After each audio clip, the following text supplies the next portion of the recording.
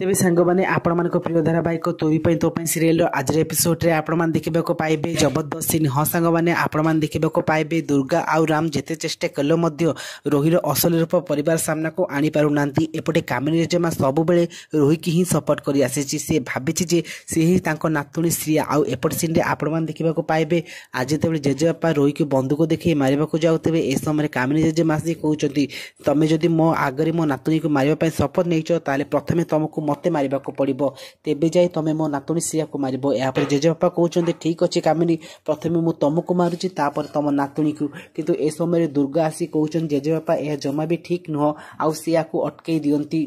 दुर्गा समस्त को सामने रोही की कहउछन जे देख रोही एबे तोर असली रूप समस्त को सामना को आसी जाइछि प्लीज तू कहि दे तू ए घर झियो श्रिया नुह बोली आउ तुम बापा आउ केमु उठी लुचई रखुचु कहीदे। किंतु रोही एते बेले पूरा डरी जाइथिबा आउ चुप थिबो आउ ठीक समय अनुज आसी पहुंची जाती। तो फ्रेंड्स आपण मानको कौन लगुच कारण केबे रोहीर सत समस्त को सामना को आसीबो आ समस्ते जानि परिबे जे चिकी ही दुर्गा आउ दुर्गा ही चिकी।